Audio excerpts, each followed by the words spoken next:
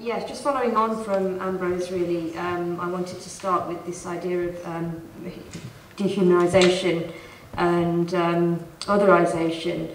My work actually is mostly about identities and the formation of identity, and how complex the process is of creating your own identity when you're in control and you have the support around you to be able to think clearly, and the infrastructure and a good financial situation to be able to think about who you are and who you want to be and how you position yourself in your community. And it's a very complex process. So I really want to talk about these things and how I've arrived at, this space of, claiming my own identity and claiming the space that I'm in through the experience of really finding that confidence to do these things. Even though I'm not a migrant myself, I am the child of a migrant. Both of my parents were born in India. Most of their life now they've actually been living in England, so you could say that they're probably more British than Indian. But I've kind of come to realise that identity is a very fluid thing. It's neither here nor there, when I'm in India I'm thinking about England, when I'm here I'm thinking about India. But the work is really a reflection on, how I've arrived at, realising the things that I have. This image was taken about 10 years ago. It was one of the first images that I took. It was about an 8-year absence from India, and I was working actually in the environmental funeral sector of all things. And it had been quite a while since I've been to India, particularly with my parents, and I find that when I'm with my parents in India, they are more relaxed in themselves than they ever are over here because they're so busy working. So it had been quite a long time, and India had evolved quite a lot, economically.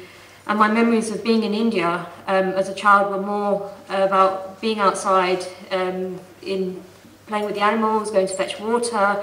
I had more of a contact with nature and people and life, whereas this particular trip felt quite different because there seemed to be more leisure time and lives were really revolving around the television. So I started to really think about what an impact consumerism was having on my family and the relationships and dynamics between them. This is also my family, and really I started to think about the women in my family and the kind of roles that they play in their family structures.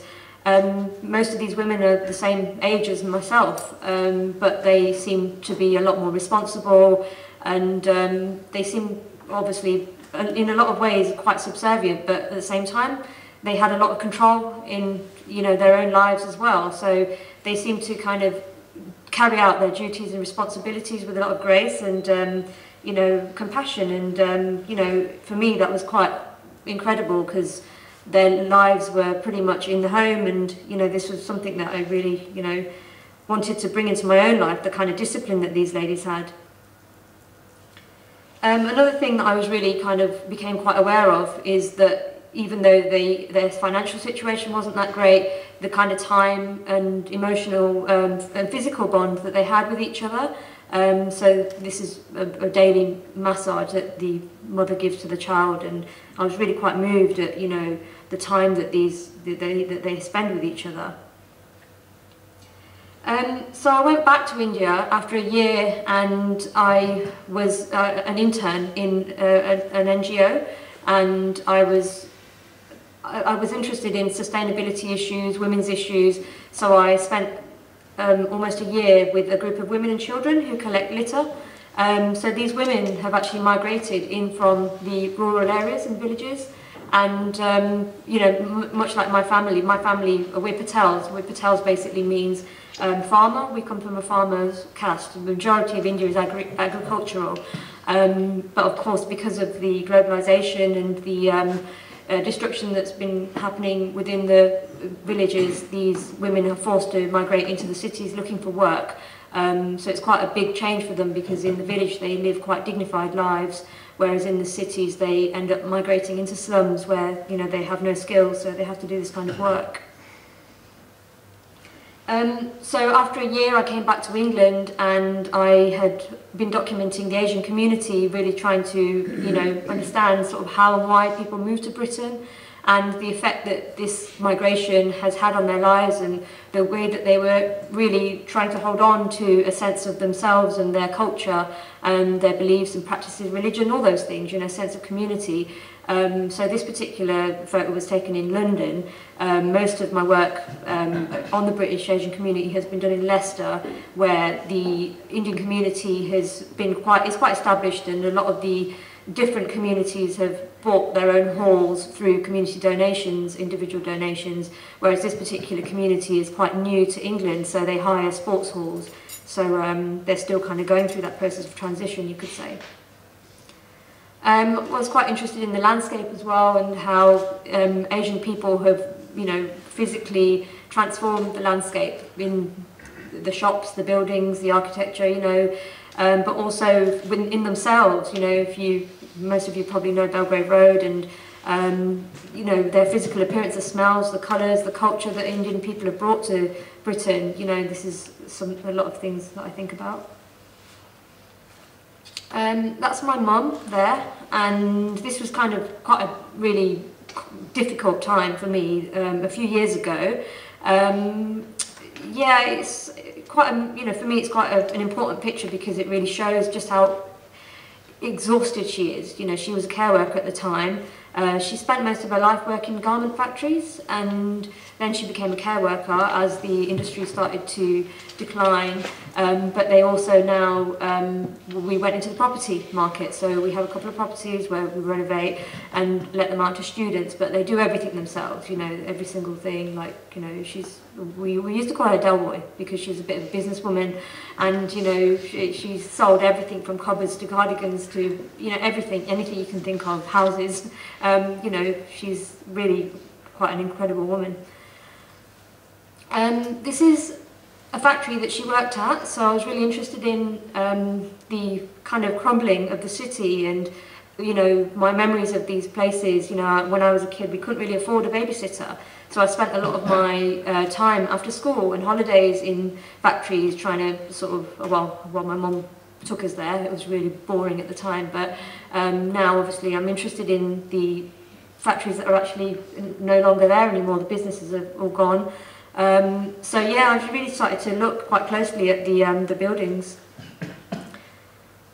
Then I became again quite interested, you know, because all my other work about, you know, in India but also in England about the Asian community was mostly about the people. But this was a real kind of departure for me to start looking at the landscape and the kind of the trade. So basically I became interested in the trade of people, goods and services, and the relationship between India and Britain, and why those relationships exist.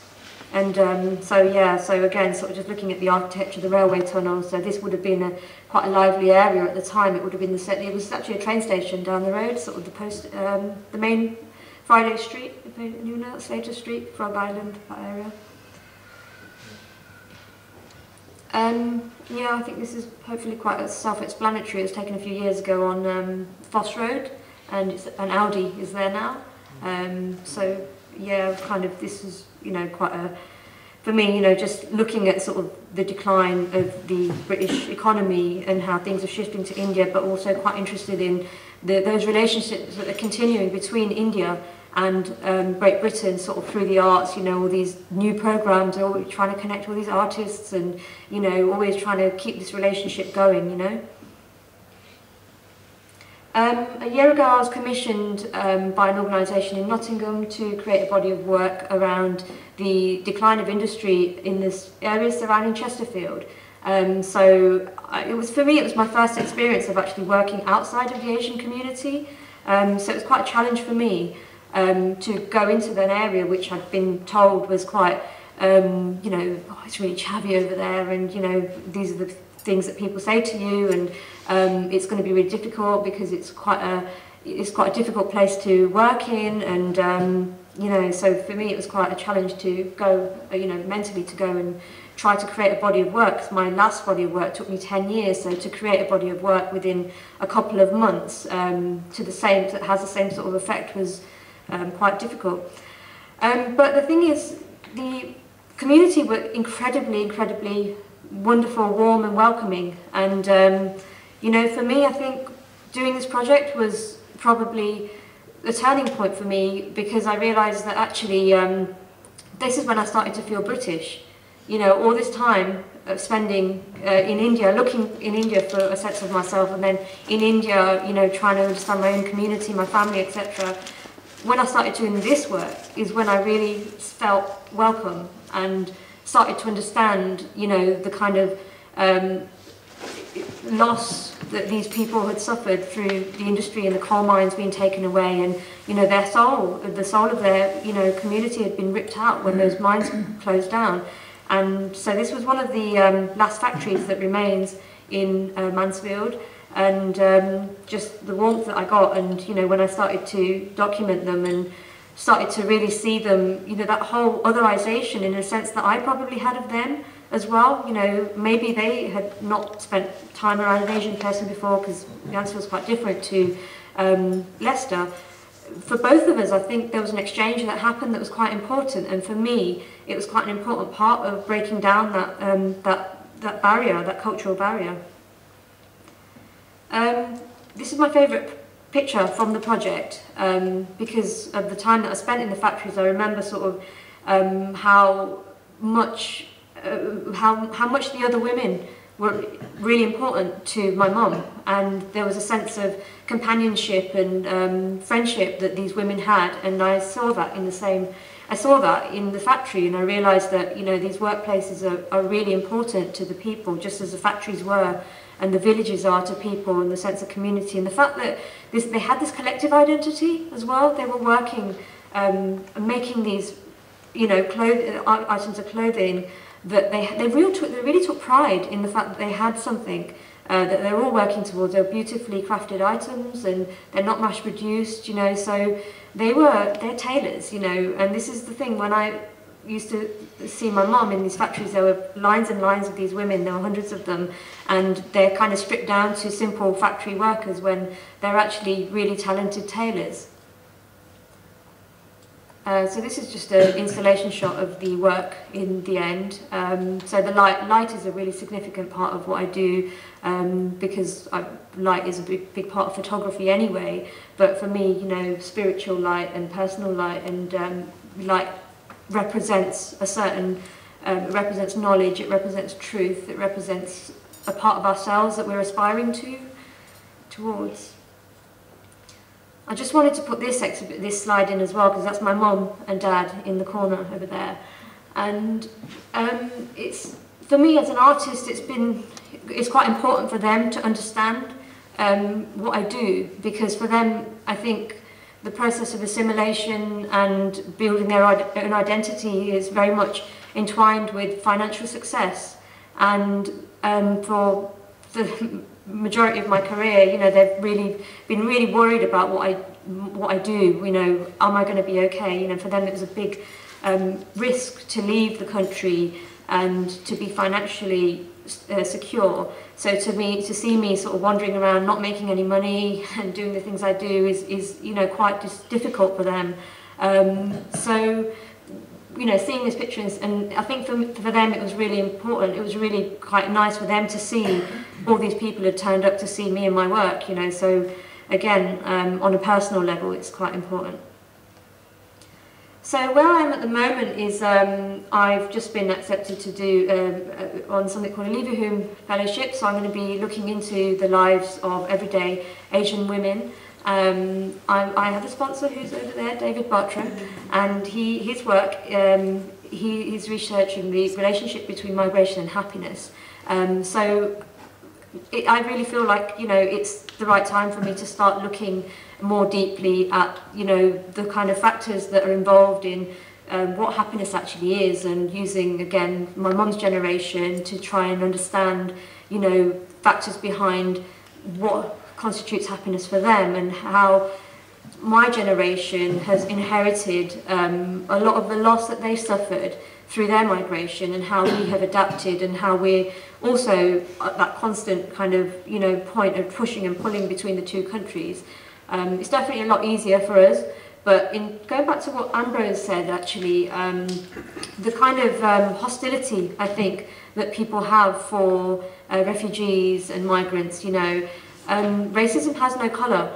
And, you know, I sense that, and I understand that from talking to a lot of people in my own community, that even though some people have been exiled under really horrific circumstances from Uganda, they don't seem to have the kind of compassion that, you know, I get from people who have never suffered that kind of loss before.